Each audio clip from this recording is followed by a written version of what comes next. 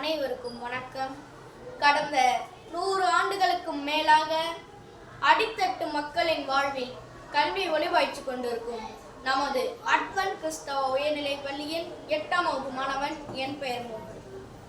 பள்ளியே எனது வீடு, கல்வியே எனது வாழ்க்கை என வாழ்ந்து கொண்டிருக்கும் நமது தலைமை ஆசிரியர் அவர்களே, உரிய நோக்கத்தில் உலகை உருவாக்கி கொண்டிருக்கும் உன்னதமான ஆசிரியர் பெருமக்களே, எனது பேச்சை கேட்டுக்கொண்டிருக்கும் மாணவர்களே, அனைவரையும் வணங்கி எனது உரையை துவங்குகிறேன்.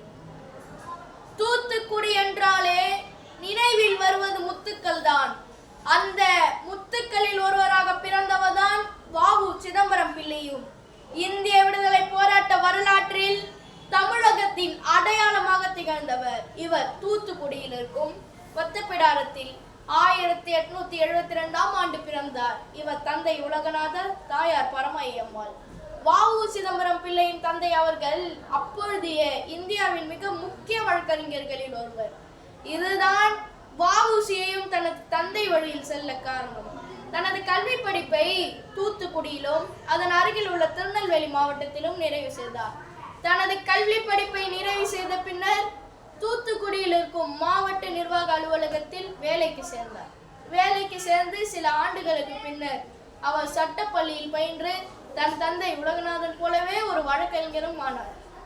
இவர் சுதேசி நியூ ஸ்ட்ரீம் நேவிகேஷன் கப்பல் நிறுவனத்தை கொண்டு வர தன் வீட்டை விற்று கடன் வாங்கி 2 கப்பல்களோடு தூத்துக்குடி முழுவதும் சுதந்திர உணர்வை வளர்த்தார் வ.உ. சிதம்பரம் பிள்ளை. இவர் கடுமையாக சுதந்திரத்திற்கு போராடுவதை கண்ட ஆங்கிலேயர் இவர் மீது குற்றம் சாட்டி சிறையில் அடைத்தனர்.